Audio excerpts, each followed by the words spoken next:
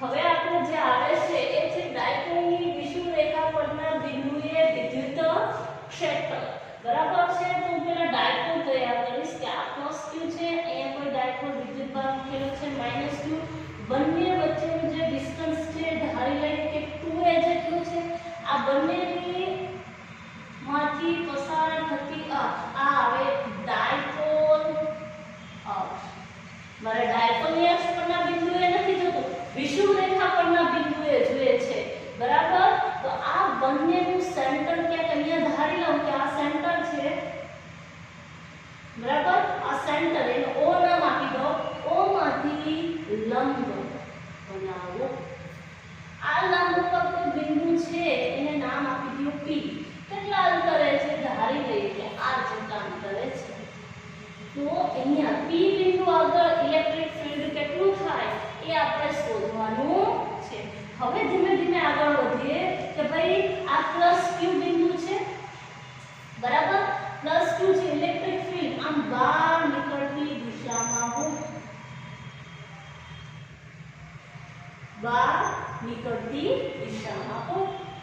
આ ડિસ્ટન્સ તમે અહીંયા આકૃતિ જુઓ તો તમને ખ્યાલ પડશે કે આ લંબ બનાવો એટલે અહીંયા કાટખૂણો હશે 90 અંશ.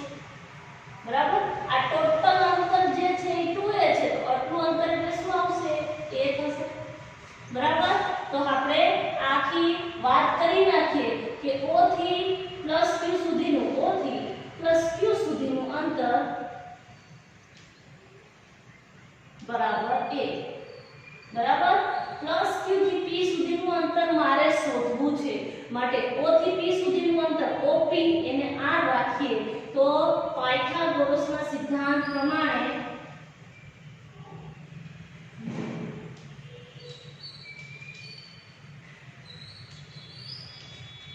બરાબર છે p થી +q સુધીનું ડિસ્ટન્સ એનું જે અંતર છે એ કર્ણના વર્ગ બરાબર સામેની બાજુનો વર્ગ વત્તા પાસેની બાજુનો વર્ગ. આ ખૂણો થીટા લઈ લો. થીટાની સામેની બાજુનો વર્ગ એટલે r². થીટાની પાસેની બાજુ એનો વર્ગ એટલે a².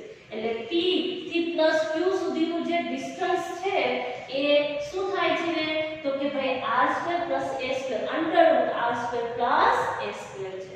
હવે આ સાઈડનો આને લઈને આગળ જ વધી નાખીએ કે e + q વેક્ટર મેળવી લઈએ. e + q વેક્ટર બરાબર k q અંતર k q r² સાદું ફોર્મ્યુલા આવો છે r² r. બરાબર. તો +q જોઈએ છે e + q વેક્ટર બરાબર k + q અંતર આપ્યું છે √r² + a² એનો હોલ સ્ક્વેર ઇન્ટુ 1. તો +q થી p તરફ અહીંયા લખી દઈએ +q થી p તરફ બહાર નીકળતી દિશામાં છે. રાઈટ. હવે વર્ગ અને વર્ગમૂળ એકબીજાને કેન્સલ કરે એટલે e + q વેક્ટર બરાબર kq r² + a². દિશા કઈ તો કે +q થી p તરફ. આ દિશા +q થી p તરફ. આ એક કિંમત મળી ગઈ. હવે -q ની વાત કરીએ કે ભાઈ -q બરાબર ઋણ વિદ્યુતભાર છે.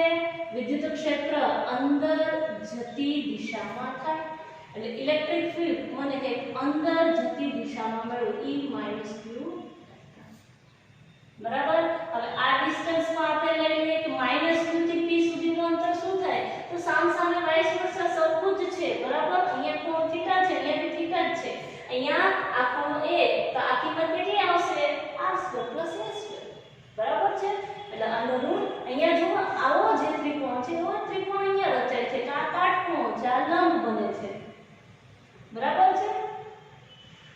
અહીંયા પણ એવો જ ત્રિકોણ રચાય છે. આ અંતર r, આ અંતર a, તો આ અંતર કેટલું થાય r² + a² એટલે એ પાછી ગણતરી નથી લખતી, હું ડાયરેક્ટ લખું છું e - q વેક્ટર k -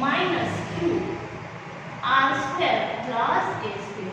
દિશા કઈ થશે તો કે p થી માઈનસ q તરફ. ઇલેક્ટ્રિક ફિલ્ડ અંદર જતી દિશામાં છે એટલે અહીંયા આવશે p થી માઈનસ q તરફ. બરાબર છે. આ મને બે સદિશો આ જે બે ઇલેક્ટ્રિક ફિલ્ડ છે એ મળી ગયા છે. હવે આ જે આકૃતિ છે p બિંદુ આગળ ત્યાં સમાંતર બાજુ મારે p બિંદુ આગળ પરિણામી ઇલેક્ટ્રિક ફિલ્ડ કેટલું થાય એ શોધવું છે.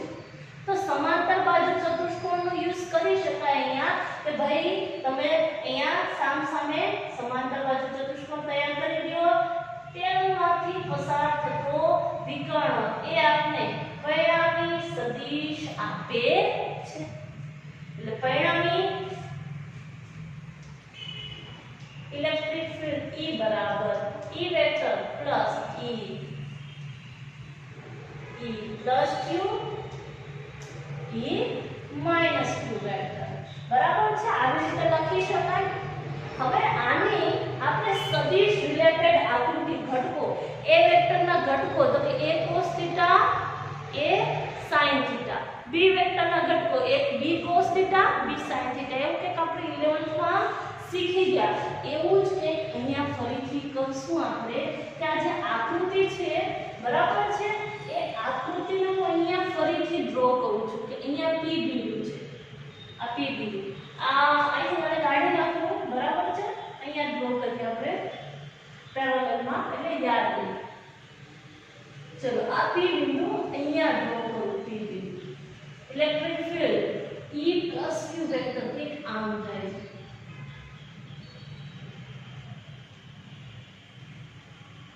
ભાઈ સમાંતર આ એક અક્ષ બનાવીએ પરિણામી E વેક્ટર માટે. અહીંયા ખૂણો કેટલાનો બનશે તો ભાઈ અહીંયા થીટા છે માટે અહીંયા પણ થીટા થાય.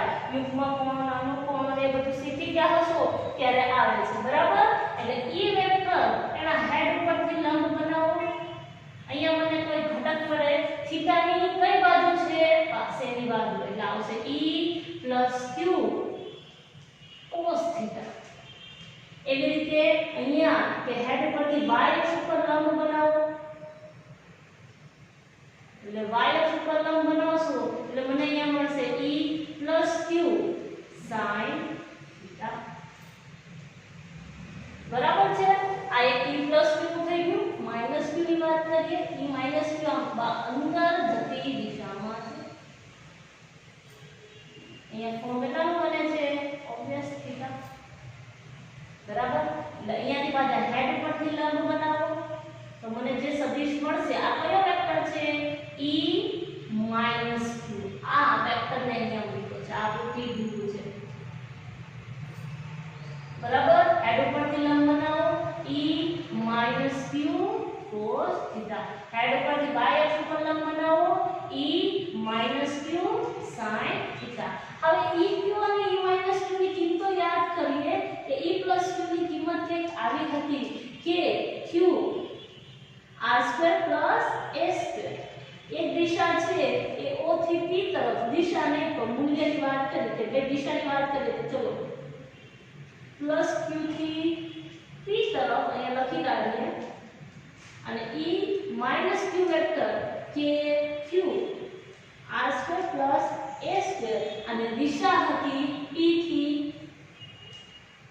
minus Q. દિશાને નથી પકડવું વેલ્યુ પકડો kq r² plus a². kq r² plus a². એટલે EQ sin θ EQ minus Q sin θ કિંમતો સરખી જ છે. વેલ્યુ ભાઈ સરખી છે. દિશા અલગ અલગ છે એટલે આ બંને એકબીજાની વિરુદ્ધ દિશામાં છે એટલે એકબીજાને શું કરશે નાબૂદ કરશે. એટલે જ્યારે પરિણામી સદિશ E વેક્ટર બરાબર E plus Q vector plus E minus Q vector E વેક્ટરના બે ઘટક cos sin એમાંથી sin તો એકબીજાને નાબૂદ કરી નાખે છે તો બાકી શું બચ્યું પરિણામી સદિશની દિશામાં કોણ બચે છે E plus Q cos θ E minus Q cos θ. બરાબર છે. એટલે આ જે આપણું બેઝિક સમીકરણ છે ભાઈ પ્લસ Q minus Q જે સરખું છે એને કાઢી નાખીએ. હવે આ જે મને E વેક્ટર મળ્યો છે બરાબર છે કે પરિણામી E બરાબર E plus q cos theta plus E minus q cos theta મૂલ્ય મળે છે. આમાં દિશા તો છે E plus q E minus q બંનેની કિંમતો સરખી છે. E plus q k q upon r square plus a square k q r square plus a square એટલે અહીંયા આમ લખી શકાય 2 E plus q cos theta બરાબર. હવે જો આને દિશાના સ્વરૂપમાં મારે કન્વર્ટ કરવું હોય E વેક્ટર, ચાલો તો E વેક્ટર કઈ દિશામાં છે? આમ. હવે P વેક્ટરના ફોર્મમાં આગળની જે થિયરી હતી એની દિશા મેળવેલી, તો આને પણ આપણે ડાયપોલ મોમેન્ટની દિશામાં મેળવીએ. ડાયપોલ મોમેન્ટ કઈ દિશામાં થાય? -q થી +q તરફ. એટલે ડાયપોલ મોમેન્ટની દિશા P વેક્ટરની આમ હોય. ઇલેક્ટ્રિક ફિલ્ડની દિશા આગળની દિશામાં છે. માટે શું લખી શકાય? તો કે ભાઈ જે ડાયપોલ મોમેન્ટ છે એની કઈ દિશામાં? વિરુદ્ધ દિશામાં. એટલે -p હેટ. બરાબર છે. આ દિશા પણ સાથે સાથે લખી નાખીએ એટલે ખ્યાલ પડી જાય. હવે આપણે લખીએ E વેક્ટર બરાબર -2 EQ ની કિંમત. તો કે ભાઈ EQ બરાબર KQ r² + a². હવે cos θ મેળવવાનો બાકી છે, આપણે એને પણ મેળવી નાખીએ સાથે સાથે. અહીંયા ક્યાંક મેળવીએ એટલે ખ્યાલ પડે. ચલો આ જે છે એ ત્રિકોણ, આને ત્રિકોણ, આ ત્રિકોણ પર્પલ બરાબર છે. cos θ બરાબર પાસેની બાજુ છેદમાં કર્ણ. cos θ બરાબર થીટાની પાસેની બાજુ એ કર્ણ. એટલે આ અંતર થશે +q થી p સુધીનું અંતર. આ a છે, આ r છે, આ કર્ણ છે. કર્ણનું અંતર મૂલ્ય શું થશે? r² + a². તો કેમાં? √માં. એટલે 1/2 ની જગ્યાએ ભાઈ 1/2 લખી શકીએ. બરાબર. એટલે cos θ મને મળી ગયા છે. ત્યાં કે cos θ ની કિંમત આવી આવશે. પાયથાગોરસનો સિદ્ધાંત આની અંદર લાગુ કરો. આ ત્રિકોણ લ્યો કે આ ત્રિકોણ લ્યો, કોઈ બી ચાલશે. બરાબર. p o + q. એના માટે મેં લીધું છે પાસેની બાજુ થીટાની a, ભાઈ સામેની બાજુ r, એટલે કર્ણ થશે √a² + r². એને લઈ અહીંયા લખા છે. એ cos θ ની કિંમત અહીંયા મૂકી દો એટલે આપણું જે ફોર્મ્યુલા મળે છે E વેક્ટર બરાબર -2kq r² + a². cos θ ની કિંમત a r² + a² raise to 1/2 p hat. આ ભાઈ એક ઘાત અહીંયા ભાઈ 1/2 એટલે ટોટલ ઘાત કેટલી થાય? તો આપણે એવું કરીએ જ છીએ કે જો સમાન હશે તો અહીંયા ભાઈ આની ઘાત કેટલી આવશે? ઘાતોનો કેવો થાય? સરવાળો. એટલે અહીંયા -2kq a upon r² + a². 1 + 1/2 એટલે આવે 3/2. બરાબર. p hat. આને લઈ p વેક્ટરના ફોર્મમાં કન્વર્ટ કરી નાખો. ડાયપોલ મોમેન્ટનો બેઝિક ફોર્મ્યુલા શું છે? p vector q * 2a vector છે. p vector q * 2a. અહીંયા કરી નાખીએ આપણે. તો પહેલા તો k q * 2a r² + a² raised to 3/2 p hat. q * 2a q * 2a એટલે p થઈ ગયું -kp r² + a² raised to 3/2 p hat. આ મને ટોટલ ઇલેક્ટ્રિક ફિલ્ડ મળી ગયું. આ થોડું ઘણું એમ લાગે કે નહીં ભાઈ આ ડિફિકલ્ટ છે ને, દાખલાની જેવી રીતે તમે કરશો તો તમને બહુ ઈઝી પડી જશે. પાયથાગોરસનો સિદ્ધાંત યુઝ કર્યો છે, ઇલેક્ટ્રિક ફિલ્ડના ફોર્મ્યુલાનો યુઝ કર્યો છે, અને પછી શું કર્યું છે? જો આના 3 સ્ટેપ સાવ સાદા કે પહેલા શું મેળવી લ્યો? Electric field E + q E - q મેળવી લો. ત્યાર પછી શું કરવાનું છે? તો કે ભાઈ ત્યાર પછી એના સદિશો, એના ઘટક પાડવાના છે. છે એટલે E + Q sin θ E - Q E + Q cos θ E cos Q sin θ E - Q cos θ E - Q sin θ સામસામેના સદિશો વિરુદ્ધ હશે કેન્સલ થઈ ગયા બાકી બચે એ પરિણામી સદિશ છે એનો સરવાળો કરી નાખો એટલે ઓટોમેટિક જવાબ આવશે બરાબર છે હવે આમાં એક પાછો આપણે લેવાનું કે જો ડિસ્ટન્સ બહુ વધારે હોય તો શું કે જો r છે એ ખૂબ મોટા હોય ત્યારે શું કરવાનું છે તો ભાઈ ઓબ્વિયસ છે કે ત્યારે આપણે એને શું કરશું નિગ્લેક્ટ કરશું એટલે કે ફોર્મ્યુલા જે આપણો થાય છે એ આવો થશે પેલા આ લખી નાખીએ E વેક્ટર બરાબર -kt r² + a² raise to 3/2 p hat હવે r ખૂબ મોટા છે એટલે -kt/r² રેઝ ટુ 3/2 એટલે અંશનો અહીંયા છે આ 2 છેદમાં 2 કેન્સલ થઈ ગયા બરાબર -kp r rays two 3p છે આ મને કંઈક ઇલેક્ટ્રિક ફિલ્ડ જ્યારે r છે બહુ મોટા હોય ત્યારે મળે છે બરાબર છે એટલે સૌ સાદું સમીકરણ છે બંને ફોર્મ્યુલા આપણે યાદ રાખવાના છે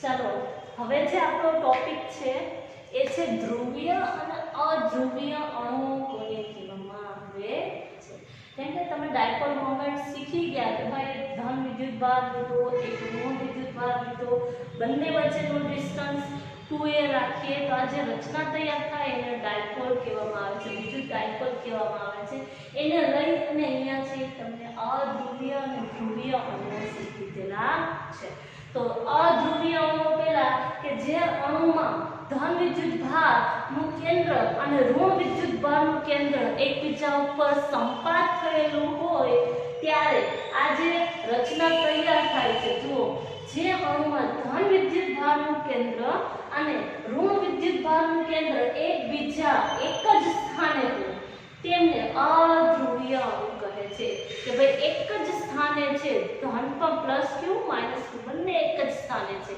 તો એવા જે અણુ તૈયાર થાય છે એને અધ્રુવીય અણુ કહેવામાં આવે છે એના એક્ઝામ્પલ પણ તમને આપેલા છે કે ભાઈ CO2 CH4 H2O2 આ બધા જે છે એ અધ્રુવીય અણુ છે આ એક્ઝામ્પલ યાદ રાખવા પડશે CO2 CH4 H2O2 હવે આમાં શું થાય છે બંને વિદ્યુતભાર એકબીજા એક જ સ્થાને છે બરાબર હવે જ્યાંથી બહારથી ઇલેક્ટ્રિક ફોર્સ લાગશે બહારથી કોઈ વિદ્યુત ક્ષેત્ર અપ્લાય કરશે એટલે એ બંને ઉપર શું લાગશે વિદ્યુતીય બળ લાગશે એટલે બંને એકબીજાથી સેપરેટ થશે કે ભાઈ પ્લસ ધન વિદ્યુતભાર હશે એ ઋણ તરફ ક્યાંક આકર્ષાશે અને ધન હશે એ ઋણ અને ઋણ હશે એ ધન તરફ આકર્ષાય છે એટલે આ ડાયપોલ કે જ્યાં સુધી એના ઉપર બાહ્ય કોઈ વિદ્યુતીય બળ નથી લાગતું ત્યાં સુધી એક જ સ્થાને હતા પણ જ્યારે તમે એના ઉપર બાહ્ય વિદ્યુત ક્ષેત્ર અપ્લાય કરશો એટલે બંને શું થશે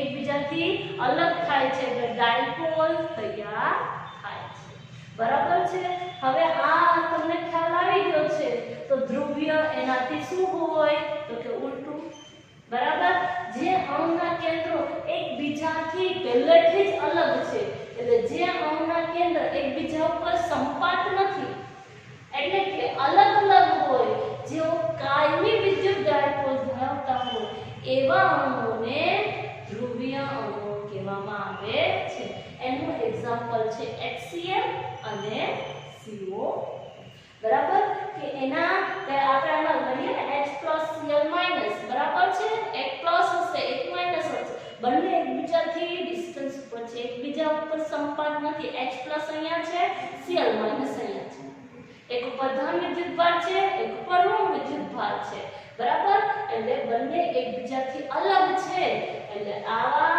કે જે કાયમી વિદ્યુત ડાયપોલ ધરાવે છે એવા અણુઓને શું કહેવામાં આવે છે ધ્રુવીય અણુઓ કહેવામાં આવે છે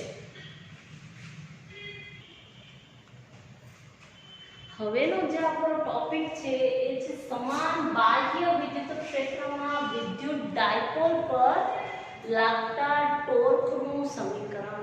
તો ટોર્ક બરાબર શું થાય? બેઝિક આપણે લઈ લઈએ કે torque is equal to r cross f. આપણે એક સમીકરણ એવું લેતા તો ટોર્ક બરાબર r ક્રોસ f. બીજું એમ લેતા કે બળનું મૂલ્ય ગુણ્યા લંબ અંતર. તો સાદું લંબ અંતર લખું. લંબ અંતર એટલે તો ભાઈ સ્થાન સદિશ જે સંદર્ભ બિંદુની સાપેક્ષે બળની કાર્યરેખા પરનું લંબ અંતર. પણ આપણે સાદી ભાષામાં કે ટોર્કનું મૂલ્ય મારે જોઈએ છે તો ટોર્ક બરાબર બળ ગુણ્યા લંબ અંતર. આ બે ફોર્મ્યુલા મેં લખ્યા. બરાબર છે. હવે આપણે આ ટોર્કની વાત કરી નાખી. હવે સમાન બાહ્ય વિદ્યુત ક્ષેત્ર. તો ઇલેક્ટ્રિક ફીલ્ડ જે સમાન છે એ આ દિશામાં ઉપરની દિશામાં છે. ઇલેક્ટ્રિક ફીલ્ડ કે આવી રીતે સમાન ઉપરની દિશામાં છે. ઇલેક્ટ્રિક ફીલ્ડ ઉપરની દિશામાં છે. હવે વિદ્યુત ક્ષેત્ર કઈ રીતે હોય? તો કે ધન થી અહીંયા કે કોઈ ધન પ્લેટ હશે બરાબર, ત્યાંથી ઋણ તરફ. એટલે વિદ્યુત ક્ષેત્ર ધન થી ઋણ તરફ, ધન થી ઋણ તરફ આમ કંઈક જતું હોય છે. આ ખાલી સમજણ માટે છે. બરાબર છે. એટલે અહીંયા છે કે ધન થી ઋણ તરફ વિદ્યુત ક્ષેત્ર કંઈક આમ સમાન અપ્લાય કરેલું છે. એની અંદર ડાયપોલ છે +q અને -q. ડાયપોલ આમ છે. બંને વચ્ચેનું ડિસ્ટન્સ કેટલું થાય? તો કે ભાઈ બંને વચ્ચેનું અંતર 2a જેટલું. બરાબર છે. હવે આ -q વિદ્યુતભાર છે. આપણે આ સમજવાનું છે કે અહીંયા -q વિદ્યુતભાર છે. બરાબર. અહીંયા શું આવે છે? +q વિદ્યુતભાર. ઇલેક્ટ્રિક ફીલ્ડ કેટલું છે? તો કે F બરાબર QE. જેટલું બળ લાગે કઈ દિશામાં લાગશે? આના ઉપર QE જેટલું બળ લાગે ઇલેક્ટ્રિક ફીલ્ડ E, વિદ્યુતભાર Q. બળ લાગે કઈ દિશામાં લાગે? માઈનસ છે, આ પ્લસ છે. એટલે આ બંને એકબીજાને પોતાની તરફ અટ્રેક્ટ કરે. અટ્રેક્ટ કરે એટલે નીચેની દિશામાં લાગે -QE. બરાબર છે. એવું જ અહીંયા કે ભાઈ આ +q વિદ્યુતભાર છે. આ બીજું બધું કાઢી નાખો એટલે તમને દેખાય વ્યવસ્થિત. બરાબર કે અહીંયા +-q વિદ્યુતભાર, અહીંયા +q વિદ્યુતભાર છે. બરાબર. હવે +q વિદ્યુતભાર છે, આ માઈનસ છે એટલે શું થશે? આ પોતાની તરફ અટ્રેક્ટ કરશે. કેટલું ઇલેક્ટ્રિક ફીલ્ડ છે? E. તો સમીકરણ બેઝિક શું છે? વિદ્યુતીય બળનું F = QE. એટલે QE જેટલું ઉપરની દિશામાં બળ લાગે છે. બરાબર. તો ઉપરની દિશામાં લાગે છે. આ -q છે, આ +q વિદ્યુતભાર છે. બંને વચ્ચેનું ડિસ્ટન્સ તો કે 2a. બરાબર છે. અહીંયા આ એનું કે આપણે સેન્ટર લઈ લઈએ. બરાબર છે. હવે આ +q, આ -QE, આ +QE, આ ઉપરની દિશામાં, આ નીચેની દિશામાં. તો ટોટલ કે ભાઈ વિદ્યુત ડાયપોલ પર કુલ બળ કેટલું લાગે છે? તો કે F = પહેલા F +q ઉપર લાગતું બળ QE, F -q ઉપર લાગતું બળ -QE. કુલ બળ F ફેક્ટર બરાબર QE -QE. એટલે ટોટલ કેટલું થઈ ગયું? 0. અને બળ તો ટોટલ 0 થઈ ગયું. તો હવે આમ વિચારવાનું છે કે એક બળ ઉપરની દિશામાં લાગે છે, એક બળ નીચેની દિશામાં લાગે છે. તો આ ફરશે કેમ? બરાબર છે. એટલે વિદ્યુત ડાયપોલ જો આ બંને બળો એક રેખસ્થ હોત તો જે વિદ્યુત ડાયપોલ છે એ મૂવ કરે નહીં. પણ વિદ્યુત ડાયપોલ આમ છે, એક બળ ઉપરની દિશામાં લાગે એટલે આમ ધક્કો લાગે, આ નીચેની દિશામાં લાગે એટલે આ નીચે ધક્કો લાગે. એટલે આ ડાયપોલ છે એ શું કરશે? તો કે ભાઈ આમ હતો એને આમ ધક્કો લાગે છે એટલે આ ફરશે, આને આમ ધક્કો લાગે છે આમ ફરશે.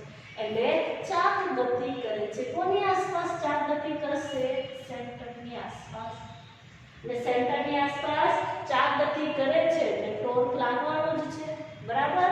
એટલે અહીંયા કે આ બંને બળો F +q અને F -q બંને બળો એ રેખસ્થ ન હોવાથી ડાયપોલ કેન્દ્રની આસપાસ કાં તો એમ કહીએ કે O બિંદુની આસપાસ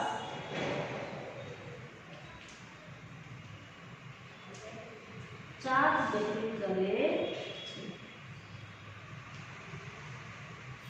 ચાપ ગતિ કરે એટલે ચાપ ગતિની અંદર ટોર્ક આપે છે। એટલે હવે આ ફોર્મ્યુલા આપણે ઉપયોગમાં લેશું। બરાબર છે। એટલે ટોર્કનું મૂલ્ય ડાયપોલ પર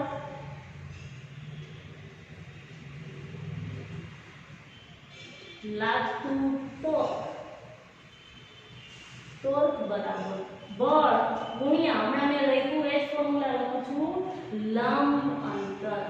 અહીંયા ભાઈ કોઈ પણ એક બળનું મૂલ્ય લખી નાખીએ। કોઈ પણ એક બળનું મૂલ્ય કે ચલો આનું મૂલ્ય જોઈએ છે તો F + Q બરાબર શું આવશે QE। એટલે કોઈ એક બળનું મૂલ્ય અને લંબ અંતર અહીંયા લંબ અંતર કયા આવશે તો બંને બળો વચ્ચેના લંબ અંતર। તો આના માટે એક આકૃતિ નીચે ડ્રો કરીએ આપણે બરાબર। એટલે તમને ખ્યાલ પડે। જો અહીંયા જે લંબ અંતર લેવું છે એ કયું તો કે બંને બળો વચ્ચેનું લંબ અંતર બરાબર। લંબ અંતર તો બરાબર છે પણ બંને બળો વચ્ચેનું લંબ અંતર લેવાનું છે। તો આ બિંદુને અહીંયા લખું છું -q અહીંયા છે +q બંને વચ્ચેનું ડિસ્ટન્સ કેટલું છે 2a। આ જે ખૂણો તૈયાર થાય છે ખૂણો તમને કઈ આઈ કીધો છે કેટલો છે થીટા થીટા છે ને બરાબર। અહીંયા તમને આખી પૂછ આ થીટા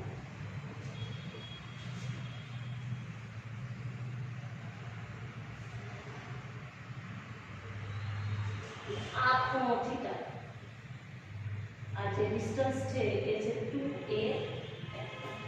અહીંયા ખૂણો થીટા ઇલેક્ટ્રિક ફિલ્ડ અને p વેક્ટર વચ્ચેનો ખૂણો થીટા એટલે આ ખૂણો થીટા થશે। ચાલો હવે જેમ આપણે ઘટકો મેળવતા એમ જ ઘટકો મેળવશું। અહીંયા -q અહીંયા +q બંને વચ્ચેનું ડિસ્ટન્સ 2a વેક્ટર ખૂણો થશે થીટા। તો આ જે બંને વચ્ચેનો લંબ a વેક્ટરના હેડ ઉપરથી લંબ બનાવો આ થીટા છે આ થીટાની પાસેની બાજુ એટલે અહીંયા 2a cos થીટા થાય। તો આ કઈ આવશે સામેની બાજુ એટલે 2a કયો આવશે sin થીટા। એટલે +q -q વચ્ચેનું ડિસ્ટન્સ કેટલું થશે 2a sin થીટા। લંબ અંતર આટલું ડિસ્ટન્સ કેટલું થશે 2a sin થીટા બરાબર છે। એટલે બંને વચ્ચેનું લંબ અંતર આવે છે 2a sin થીટા। ટોર્ક બરાબર આ e ને પહેલા લખું q * 2a આને ભેગા કરો તો q * 2a એટલે ડાયપોલ મોમેન્ટ થશે e p sin થીટા। આ થઈ ગયું ટોર્કનો સાદો સમીકરણ બરાબર। e p sin theta p e sin theta એટલે આને આપણે સદિશના સ્વરૂપમાં લખવું હોય તો કે કામ લખી શકાય કે ટોર્ક બરાબર p વેક્ટર ક્રોસ બરાબર છે। એટલે સાવ સમાન બાહ્ય વિદ્યુત ક્ષેત્રના ડાયપોલ પર લાગતા ટોર્કનું સૂત્ર એક વખત ફરીથી સમજાવી દઉં તો અહીંયા જે છે એ ડાયપોલ +q અહીંયા -q ઇલેક્ટ્રિક ફિલ્ડ ઉપરની દિશામાં લાગે છે માટે અહીંયા ક્યાંક ધન વિદ્યુત ભારો હોવા જોઈએ અહીંયા ક્યાંક ઋણ વિદ્યુત ભારની પ્લેટ હોવી જોઈએ। એટલે ધન થી ઋણ ધન થી ઋણ ધન થી ઋણ આવી રીતે ઉપરની દિશામાં ઇલેક્ટ્રિક ફિલ્ડ સમાન લાગુ પડે છે।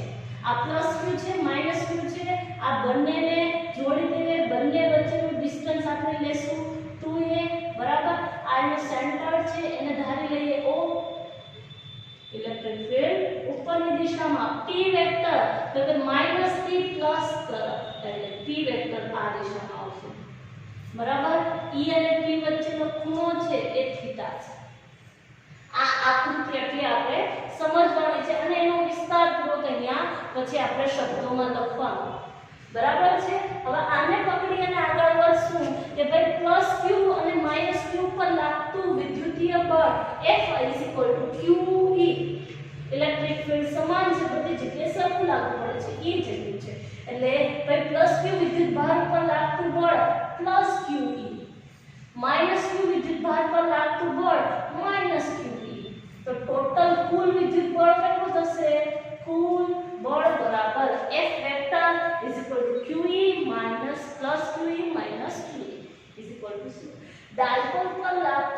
બળ શૂન્ય છે, કુલ બળ શૂન્ય છે, પણ બળ એક રેખાસ્થ નથી, એક ઉપરની દિશામાં છે, એક નીચેની દિશામાં છે. બીકોઝ -q છે, આ પોઝિટિવ છે, ખેંચાય અટ્રેક્ટ થાય એટલે આ દિશામાં લાગે, +q -q અટ્રેક્ટ થાય આ દિશામાં લાગે.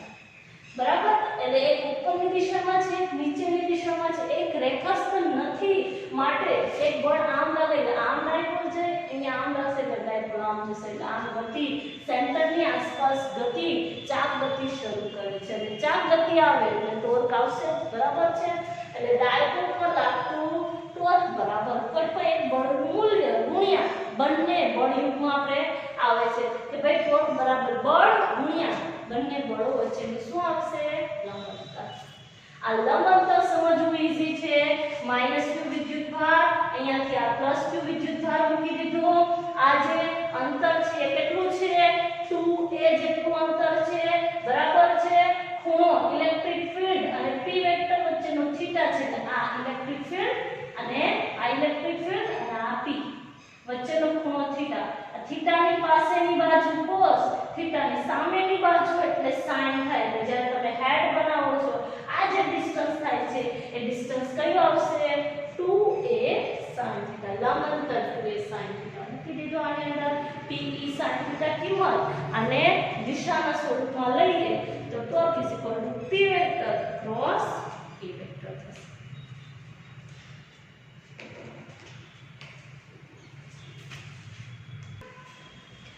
આ જે ટોર્ક છે એમાં જ પાછો આપણે થોડુંક આગળ વધીએ કે જ્યારે ટોર્કનો ફોર્મ્યુલા આપણે જે મેળવ્યો છે એ કયો છે? Torque pe sin theta.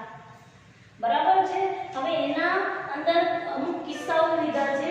જેમ કે ઇલેક્ટ્રિક ફિલ્ડ આગળની દિશામાં છે, +q અહીંયા -q આ +q. બરાબર? એટલે p વેક્ટરની દિશા વિદ્યુત ડાયપોલની દિશા -થી પ્લસ આગળની દિશામાં થશે. e વેક્ટર અને p વેક્ટર એકબીજાને કેવા થયા? સમાંતર. તો આ પહેલી કન્ડિશન કે જ્યારે e વેક્ટર અને p વેક્ટર એકબીજાને સમાંતર હશે એટલે થીટા બરાબર શું થશે? 0 અંશ. એટલે ટોર્ક બરાબર pe sin theta, pe sin 0 sin 0 0. એટલે ટોટલ ટોર્ક કેટલું થાય છે? 0 થાય છે. આ કન્ડિશનમાં આ રચનાની અંદર આપણે શું કહી શકાય કે ટોર્ક 0 લાગે છે. એવી જ રીતે અહીંયા જે છે +q -q. બરાબર? આવી રીતે જ ઇલેક્ટ્રિક ફિલ્ડ આગળની દિશામાં આવી રીતે પાછળની દિશામાં આવે છે. બંને વચ્ચે ખૂણો કેટલાનો થાય છે? 180. ઇલેક્ટ્રિક ફિલ્ડ આગળની દિશામાં, p વેક્ટર પાછળની દિશામાં. એટલે બંને વચ્ચે ખૂણો કેટલાનો થાય છે? તો ભાઈ ખૂણો થયો 180 નો. એટલે ટોર્ક બરાબર pe sin 180. બરાબર છે? એટલે sin 180 કિંમત ટોર્ક શું આવશે? 0. અને ત્રીજી કન્ડિશનમાં ઇલેક્ટ્રિક ફિલ્ડ આગળની દિશામાં -q અહીંયા છે, +q ઉપર છે. એટલે p વેક્ટર -થી પ્લસ તરફ કે p વેક્ટર -થી પ્લસ ઉપર. એટલે p વેક્ટર ઉપરની દિશામાં, ઇલેક્ટ્રિક ફિલ્ડ આગળની દિશામાં, બંને એકબીજાને કેવા છે? લંબ છે. લંબ છે એટલે પાછું ટોર્ક બરાબર pe sin 90. sin 90 ની કિંમત કેટલી છે? આમાં શું થાય? બહુ ઓબ્વિયસ છે કે ભાઈ સમીકરણમાં બળ લાગે એટલે ટોર્ક થાય અને ફરશે. અને પછી એક વખત આ કન્ડિશનમાં આવી જાય ત્યાર પછી એ શું થાય?